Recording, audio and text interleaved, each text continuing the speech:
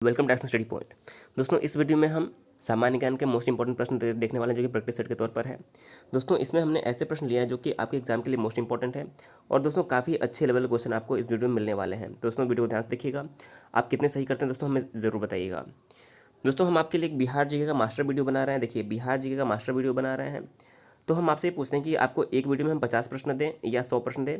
आप हमें कमेंट करके ज़रूर बताइएगा। आपके कहने पे या तो 100 प्रश्न या तो 50 प्रश्न का वीडियो जो है बिहार जीके का मास्टर वीडियो कल आपको संडे को मिलने वाला है। तो आप कमेंट करके ज़रूर बताइए कि प्रश्न की संख्या हम कितनी रखें। दोस्तों आइए शुरू करते हैं आज का वीडियो। देखिए पहला प्रश्न क्या है, किस संविधान संशोधन द्वारा वनों को राज्य सूची से समवर्ती सूची में अंतः स्थापित किया गया।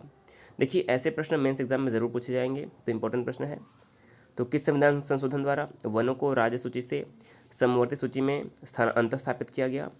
तो सही उत्तर हो जाएगा इस प्रश्न का ऑप्शन नंबर बी, 42वां संविधान संशोधन। देखिए जो 42वां संविधान संशोधन है वो 1976 में हुआ था और इसमें जो है वनों को राज्य सूची से समवर्ती सूची में जो है स्थानांतरित कर दिया गया था। अब देखिए जो 42वां संविधान संशोधन है इसमें बहुत सारे जो है परिवर्तन किए गए थे, संविधान में संशोधन किए गए थे, कई जो है चीज़ जोड़े गए थे। इसलिए 42वें जो संशोधन था इसको मिनी कॉन्स्टिट्यूशन यानी कि लघु संविधान के नाम से भी जाना जाता है। देखिए 42वें संविधान संशोधन में ही जो हमारा मौलिक कर्तव्य है अनुच्छेद 51 जोड़ा गया था और इसी के तहत दोस्तों जो राष्ट्रपति हैं इन्हें मंत्री परिषद की सलाह मानने के लिए बाध्य भी किया गया था। तो कुछ ऐसे जो इंपॉर्टेंट प्रश्न हैं इसमें संविधान संशोधन किया गया था, तो ऑप्शन नंबर जो हमारा बी है करेक्ट हो जाएगा। अगला प्रश्न है, देश में मजबूत एवं जीवंत नगर पालिका संस्थाओं की बुनियाद रखना किस संविधान संशोधन द्वारा निर्दिष्ट किया गया है। यानी कि स्पष्ट रूप से बताया जाए तो नगर पालिका जो है इसका उल्लेख किस संविधान संशोधन में किया गया। तो देखिए जो संविधान नगर पालिका का जो बुनियाद है यह 74वें संविधान संशोधन में किया गया। किसमें? 74वें संविधान संशोधन। ये कब हुआ था? तो 74वां संविधान संशोधन जो हुआ था 1992 में हुआ था। कब हुआ था? 1992 में 74वां संविधान संशोधन हुआ था, जिसके तहत 12वीं अनुसूची, कौन सी? 12वीं अनुसूची जोड़ी गई जिसमें नगर पालिका का वर्णन है। तो यहाँ से 2 पॉइंट याद रखने हैं, 12वीं अनुसूची जोड़ी गई और नगर पालिका का वर्णन 12वीं अनुसूची में ही किया गया है। अगला प्रश्न देखिए क्या है, भारतीय अर्थव्यवस्था के उदारीकरण का अग्रदूत किसको कहा जाता है। यानी कि जो भारतीय इंडियन इकोनॉमी है इसके लिबरलाइजेशन की जो अग्रदूत है किसे कहा जाता है। तो सही उत्तर हो जाएगा डॉक्टर मनमोहन सिंह। देखिए डॉक्टर मनमोहन सिंह एक अर्थशास्त्री भी थे और भारत के प्रधानमंत्री भी रहे थे और दोस्तों यह भारत के वित्त मंत्री भी रहे थे। तो देखिए 1990 से लेकर 1992 तक कोई भी पंचवर्षीय योजना नहीं चली थी और इसी के बीच 1991 में जो है 1991 में डॉक्टर मनमोहन सिंह के द्वारा दोस्तों जो एलपीजी जो योजना है लागू की गई थी। क्या थी? देखिए एलपीजी योजना मोस्ट इंपॉर्टेंट है, यही जो है उदारीकरण की शुरुआत थी। एल से क्या होता है? लिबरलाइजेशन, पी से होता है प्राइवेटाइजेशन और जी से होता है ग्लोबलाइजेशन। यानी कि एल से हमारा लिबरलाइजेशन यानी कि उदारीकरण, पी से प्राइवेटाइजेशन यानी कि निजीकरण और जी से ग्लोबलाइजेशन यानी कि वैश्वीकरण। ये इस नीति की जो शुरुआत की थी वो डॉक्टर मनमोहन सिंह ने 1991 में की थी। इसलिए डॉक्टर मनमोहन सिंह को जो है भारत में उदारीकरण का जो है भारतीय अर्थव्यवस्था के उदारीकरण का अग्रदूत कहा जाता है। ये इंपॉर्टेंट प्रश्न हो जाएगा। इस समय भारत के यह वित्त मंत्री थे, उस समय यह देश के वित्त मंत्री थे मनमोहन सिंह। अगला प्रश्न है, गिल्ड एज्ड बाजार किससे संबंधित है। गिल्ड एज्ड बाजार किससे संबंधित है? तो इस प्रश्न का सही उत्तर क्या हो जाएगा? देखिए सही उत्तर हो जाएगा सरकारी प्रतिभूतियों से। जो हमारे गवर्नमेंट एसेट्स होते हैं, सरकारी प्रतिभूतियाँ होती हैं, गिल्ड एज्ड बाजार इसी से संबंधित है। ऑप्शन नंबर अगर आपने सी चुना है तो आपका जवाब करेक्ट हो जाएगा। अगला प्रश्न है, जब सरकार का बजट घाटे का होता है तब इस घाटे को पूरा करने के लिए अतिरिक्त पत्र मुद्रा निर्मित कर पूरा किया जाता है, इसे क्या कहते हैं। तो देखिए जब घाटे का बजट होता है तो इस घाटे को पूरा करने के लिए अतिरिक्त मुद्रा निर्मित किया जाता है, इसे क्या कहते हैं। सही उत्तर हो जाएगा ऑप्शन नंबर बी, इसे कहते हैं हीनार्थ प्रबंधन। ऑप्शन नंबर बी करेक्ट हो जाएगा, हीनार्थ प्रबंधन। आपने बी चुना है तो आपका जवाब बिल्कुल सही है। देखिए आपको मेंस अगर क्वालिफाई करना है तो आपको अच्छे लेवल के ऐसे लेवल क्वेश्चन जो है आराम से सॉल्व करने ज़रूरी हैं, इसलिए हम आपको अच्छे अच्छे क्वेश्चन इस बार दे रहे हैं। दोस्तों वीडियो को जरूर शेयर कीजिएगा क्योंकि आपको लगातार वीडियो मिल रहा है और अधिक से अधिक लोगों तो वीडियो दोस्तों जरूर पहुँचाइएगा। अगला प्रश्न है, भारतीय रिजर्व बैंक अधिनियम के अनुसार देखिए भारतीय रिजर्व बैंक अधिनियम कब आया था? 1934 में, और 1935 में जो है आरबीआई की स्थापना हुई थी। तो भारतीय रिजर्व बैंक अधिनियम के अनुसार जो नगद निधि अनुपात है, जिसे बोलते हैं कैश रिजर्व रेशियो, तो जो कैश रिजर्व रेशियो की न्यूनतम तथा अधिकतम की जो राशि नहीं की जा सकती है क्या? तो देखिए जो हमारा कैश रिजर्व रेशियो होता है यह 3 से लेकर 20%, न्यूनतम कितना 3% और अधिकतम 20% हो सकता है। तो देखिए इस प्रश्न का सही उत्तर क्या हो जाएगा? 3-15% जो है गलत लिखा है। जो न्यूनतम है 3% होना चाहिए, अधिकतम 20% हो सकता है। अब देखिए ये हमारा CRR होता क्या है? कैश रिजर्व रेशियो वह होता है, देखिए इस अनुपात पर जो बैंक होते हैं वो आरबीआई के पास पैसा जमा करते हैं। देखिए कोई भी बैंक अगर एक दिन में, याद रखिए, कोई भी बैंक यदि एक दिन में 100 करोड़ का कारोबार करता है और मान लीजिए CRR 4% है, तो उस बैंक को 100 करोड़ का 4% यानी कि जो 4 करोड़ है, इसे रिजर्व बैंक के पास कैश के रूप में कैश के फॉर्म में वहाँ पर जमा करना होगा। यही होता है कैश रिजर्व रेशियो, और इसे आरबीआई द्वारा जो है रेगुलेट किया जाता है, और यह आरबीआई द्वारा संचालित किया जाता है। अगला प्रश्न है, भारत में डीजल इंजन कारखाना सर्वप्रथम 1932 में कहाँ खोला गया? तो देखिए जो भारत में डीजल इंजन कारखाना है वो सर्वप्रथम सतारा महाराष्ट्र में खोला गया। कहाँ पर? सर्वप्रथम सतारा महाराष्ट्र में खोला गया। ऑप्शन नंबर ए करेक्ट हो जाएगा, और यहाँ पर 1932 में जो है यह खोला गया था। तो इस प्रश्न का अगर आपने ए चुना है ऑप्शन, तो आपका जवाब बिल्कुल सही है। अगला प्रश्न देखिए क्या है, सर्वोदय योजना किसने प्रारंभ की थी? देखिए मैंने आपको कई बार बताया है, जब भी जयप्रकाश नारायण का नाम आया मैंने इसको जरूर याद दिया। देखिए जो सर्वोदय योजना है जयप्रकाश नारायण ने प्रारंभ किया था। किसने? जयप्रकाश नारायण, लोकनायक जयप्रकाश नारायण के द्वारा सर्वोदय योजना है यह प्रारंभ किया गया था। तो सही आंसर हो जाएगा जयप्रकाश नारायण। ऑप्शन नंबर जो हमारा डी है करेक्ट हो जाएगा। अगला प्रश्न है, भारतीय असंतोष का जनक निम्नलिखित में से किसे कहा जाता है? तो देखिए भारतीय असंतोष का जनक जो है वह बाल गंगाधर तिलक को कहा जाता है। किसे? बाल गंगाधर तिलक को। देखिए बाल गंगाधर तिलक का प्रसिद्ध नारा क्या है? स्वराज हमारा जन्मसिद्ध अधिकार है, हम इसे लेकर रहेंगे। और बाल गंगाधर तिलक की बात करें, देखिए यह गरम दल के नेता थे। कौन से दल के नेता थे? गरम दल के। गरम दल के 3 नेता प्रमुख थे, लाल, बाल और पाल। लाल से लाला लाजपत राय, बाल से बाल गंगाधर तिलक और पाल से विपिन चंद्र पाल। ये तीनों गरम दल के प्रमुख नेता थे। बाकी ऑप्शन की अगर हम बात करें, देखिए सुभाष चंद्र बोस को हम नेताजी के नाम से जानते हैं। यह 1939 में त्रिपुरी जो अधिवेशन हुआ था कांग्रेस का, उसके अध्यक्ष से चुने गए थे। और स्वामी दयानंद सरस्वती ने 1875 में जो है आर्य समाज की स्थापना की थी। किसने? स्वामी दयानंद सरस्वती ने। देखिए इनकी एक प्रसिद्ध पुस्तक है स्वामी दयानंद सरस्वती की, कौन सी है? सत्यार्थ प्रकाश। कई बार पूछा गया है कि सत्यार्थ प्रकाश पुस्तक के लेखक कौन है? तो जो सत्यार्थ प्रकाश पुस्तक है स्वामी दयानंद सरस्वती द्वारा लिखा गया है। और स्वामी दयानंद सरस्वती का एक प्रसिद्ध जो कोट है, ये पूछा जाता है कि वेदों की ओर लौटो, वेदों की ओर लौटो, यह किसने कहा था? तो वेदों की ओर लौटो जो है वह स्वामी दयानंद सरस्वती ने ही कहा था। ये प्रश्न भी कई बार एग्जाम में आया है, तो ये भी आपको याद रखना है। अगला प्रश्न है, मुस्लिम लीग के संस्थापक कौन थे? मुस्लिम लीग के संस्थापक कौन थे? सही उत्तर हो जाएगा ऑप्शन नंबर बी, नवाब सलीमुल्लाह। देखिए 1906 में जो है मुस्लिम लीग की स्थापना की गई थी। कब? 1906 में ढाका में जो है मुस्लिम लीग की स्थापना की गई थी। कहाँ पर? ढाका में मुस्लिम लीग की स्थापना की गई थी, और इसके जो संस्थापक माने जाते हैं वो थे नवाब सलीमुल्लाह। ऑप्शन नंबर जो बी है इस प्रश्न का बिल्कुल सही जवाब हो जाएगा। देखिए 1916 में जब लखनऊ अधिवेशन हुआ था कांग्रेस का, लखनऊ समझौता, उसमें कांग्रेस और मुस्लिम लीग ने साथ में भाग लिया था। यह प्रश्न कई बार पूछा गया है कि किस अधिवेशन में कांग्रेस और मुस्लिम लीग ने साथ भाग लिया था। देखिए 1916 का जो लखनऊ अधिवेशन था, यहाँ पर कांग्रेस और मुस्लिम लीग ने साथ में भाग लिया था, और इसकी स्थापना की थी नवाब सलीमुल्लाह ने। अगला प्रश्न है, my experiment with the truth के लेखक कौन है? तो देखिए ये पुस्तक के बारे में आपको ज़रूर पता होगा। यह महात्मा गांधी की आत्मकथा है, my experiment with the truth, यानी कि सत्य के साथ मेरे प्रयोग। ऑप्शन नंबर जो ए है इस प्रश्न का बिल्कुल सही उत्तर हो जाएगा। अगला प्रश्न है, स्वामी विवेकानंद ने प्रथम विश्व धर्म सम्मेलन में अमेरिका के शिकागो में भाग लिया था। यह कब हुआ था? तो देखिए आप सभी को पता होगा, स्वामी विवेकानंद ने विश्व धर्म सम्मेलन में शिकागो में भाग लिया था, और यह 1893 में हुआ था। कब? 1893 करेक्ट आंसर हो जाएगा। देखिए 1893 ए में भी 1893 है और डी में भी 1893 है, तो कोई भी आप समझ सकते हैं। 1893 में स्वामी विवेकानंद ने जो है विश्व धर्म सम्मेलन शिकागो में भाग लिया था। तो ऑप्शन नंबर जो हमारा इसका 1893 यहाँ पर करेक्ट आंसर हो जाएगा। और इसके बाद ही 1897 में स्वामी विवेकानंद ने रामकृष्ण मिशन की भी स्थापना की थी, याद रखना है। रामकृष्ण मिशन की स्थापना किसने की थी? रामकृष्ण मिशन की स्थापना स्वामी विवेकानंद ने 1897 में किया था, क्योंकि इनके गुरु का नाम था रामकृष्ण, इनके गुरु थे स्वामी रामकृष्ण।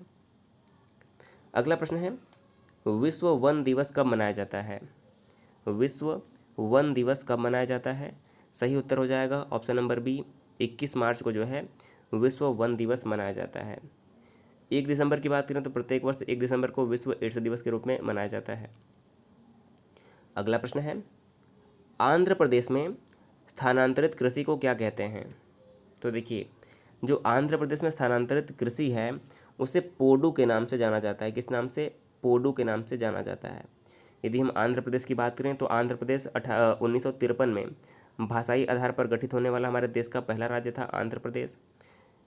2014 में देखिए 2 जून 2014 में आंध्र प्रदेश से अलग होकर तेलंगाना जो है देश का 29वां राज्य बना था। तेलंगाना देश का 29वां राज्य बना था 2 जून 2014 को आंध्र प्रदेश से अलग होकर।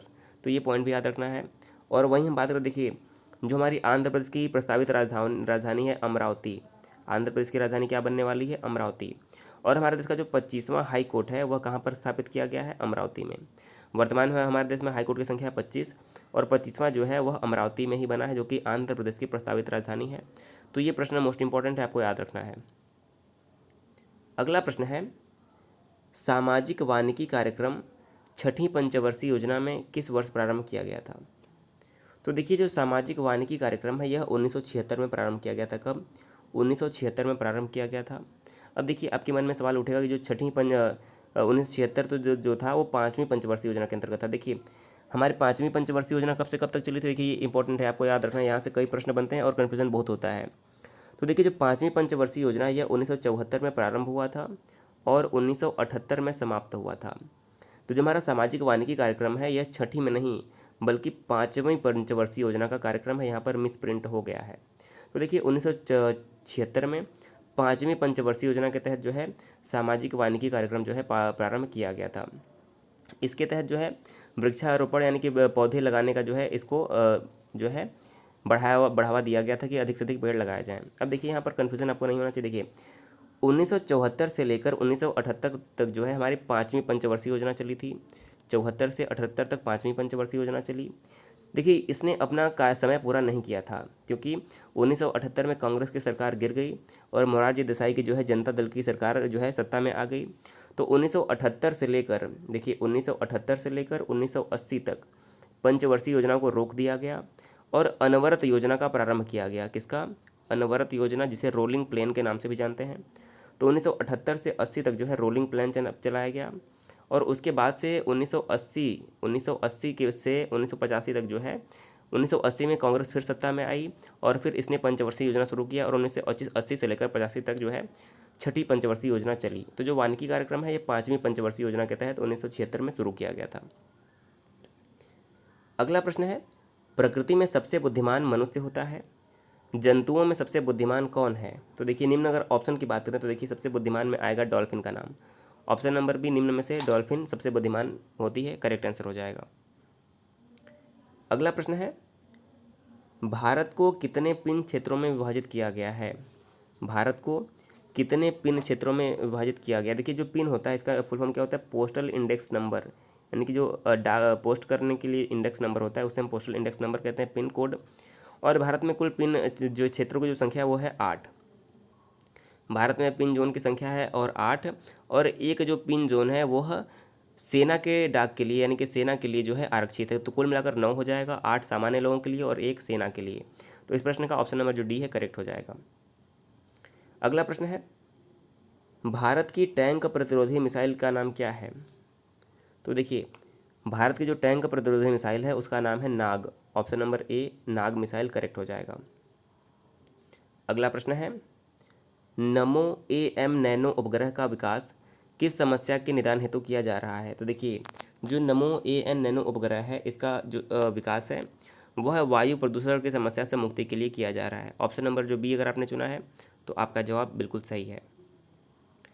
अगला प्रश्न है, बराक 8 मिसाइल किन देशों की संयुक्त प्रणाली है? तो जो बराक 8 मिसाइल है यह भारत और इजराइल की संयुक्त प्रणाली, किस देश की? भारत और इजराइल की संयुक्त प्रणाली है। यह सरफेस टू एयर यानी कि सतह से हवा में मार करने वाली एक यह मिसाइल है। कैसे? सतह से हवा में मार करने वाली मिसाइल है बराक 8। यह भारत और इजराइल के सहयोग से बनाया गया है। अगला प्रश्न है, चावल निर्यातक देशों का अवरोही क्रम क्या है, यानी कि घटते क्रम में बताना। देखिए, चावल का सर्वाधिक निर्यात भारत करता है, फिर थाईलैंड, फिर वियतनाम। ऑप्शन नंबर ए इस प्रश्न का करेक्ट हो जाएगा। चावल निर्यातक देशों का अवरोही क्रम, ऑप्शन नंबर जो हमारा ए है इस प्रश्न का बिल्कुल सही उत्तर हो जाएगा। अगला प्रश्न है, देश का पहला लिकर शॉप रहित एक्सप्रेसवे कौन सा है? देश का पहला लिकर शॉप रहित एक्सप्रेसवे कौन सा है? तो सही उत्तर हो जाएगा आगरा लखनऊ एक्सप्रेसवे। देखिए, जो आगरा लखनऊ एक्सप्रेसवे है यह देश का पहला लिकर शॉप रहित जो है एक्सप्रेसवे है। ऑप्शन नंबर बी अगर आपने चुना है तो आपका जवाब बिल्कुल सही हो जाएगा। अगला प्रश्न है, कन्हैया लाल माणिक लाल केंद्रीय हिंदी संस्थान कहाँ पर है? तो कन्हैया लाल माणिक केंद्रीय हिंदी संस्थान जो है वह आगरा में स्थित है। ऑप्शन नंबर जो हमारा ए इस प्रश्न का है आगरा करेक्ट आंसर हो जाएगा। अगला प्रश्न है, देखिए अगला प्रश्न क्या है, जीरो डिफेक्ट योजना किससे संबंधित है? जीरो डिफेक्ट योजना किससे संबंधित है? तो देखिए इसका सही उत्तर हो जाएगा ऑप्शन नंबर सी, सूक्ष्म लघु एवं मध्यम उद्योग से। देखिए जैसे संक्षिप्त में MSME क्या कहते हैं? MSME इसका फुल फॉर्म क्या होता है? Micro small and medium enterprises. देखिए आपको नाम याद रखना है, micro small and medium enterprises, लघु सूक्ष्म एवं मध्यम उद्योग का जो इससे संबंध है जीरो डिफेक्ट।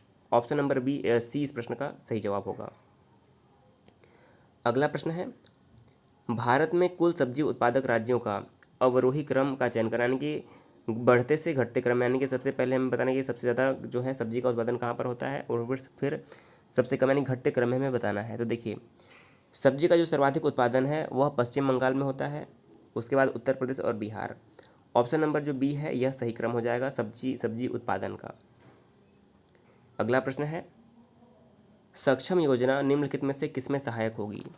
जो सक्षम योजना है वह किसमें सहायक होगी? देखिए पहला ऑप्शन है वस्तु एवं सेवा कर के GST का क्रियान्वयन करने में। देखिए ये बिल्कुल सही है। दूसरा है व्यापार सुगमता हेतु भारतीय सीमा शुल्क एकल विंडो इंटरफेस का विस्तार करने में, बिल्कुल सही है। तीसरा है CBEC के कार्य को सुगम करने और डिजिटल इंडिया कार्यक्रम के तहत अन्य करदाता अनुकूलन का उपाय। देखिए बिल्कुल सही है, जो हमारा सक्षम योजना है यह उपरोक्त सभी के लिए सहायक होगी। तो ऑप्शन नंबर जो इस प्रश्न का डी है सही जवाब हो जाएगा। अगला प्रश्न है, चिकनगुनिया रोग का संक्रमण मानवों में मच्छर काटने से फैलता है। जो चिकनगुनिया है मानव में मच्छर काटने से फैलता है, ये कौन सा मच्छर है, यानी किस प्रकार के मच्छर को काटने से चिकनगुनिया होता है? पहला ऑप्शन है एडीज इजिप्ट, दूसरा है एडीज एल्बोपिक्टस। सही उत्तर हो जाएगा ए और बी दोनों। देखिए ये जो दोनों प्रजाति हैं एडीज इजिप्ट और एडीज एल्बोपिक्टस, इन दोनों को काटने से जो है चिकनगुनिया नामक जो संक्रमण है यह होता है। ऑप्शन नंबर सी करेक्ट हो जाएगा। अगला प्रश्न है, इबोला रोग एक क्या है? देखिए इबोला रोग क्या है, देखिए ये हमारा आज का अंतिम प्रश्न है। इबोला रोग क्या है? एक विषाणु जनित रोग है। देखिए जो इबोला है यह एक विषाणु जनित रोग है। तो इस प्रश्न का ऑप्शन नंबर जो हमारा ए है बिल्कुल सही उत्तर हो जाएगा। तो देखिए हमने इस वीडियो में मोस्ट इंपॉर्टेंट प्रश्न देखे हैं जो कि आपके एग्जाम के लिए काफ़ी इंपॉर्टेंट है। दोस्तों वीडियो कैसा लगा मैं ज़रूर बताइएगा। वीडियो अगर पसंद आया तो दोस्तों आपके जितने भी स्टडी रिलेटेड फेसबुक और व्हाट्सएप ग्रुप हैं दोस्तों वीडियो को जरूर शेयर करिएगा। दोस्तों अगर आप चैनल पहली बार हैं जरूर सब्सक्राइब कर लीजिएगा। वीडियो देखने के लिए बहुत बहुत धन्यवाद।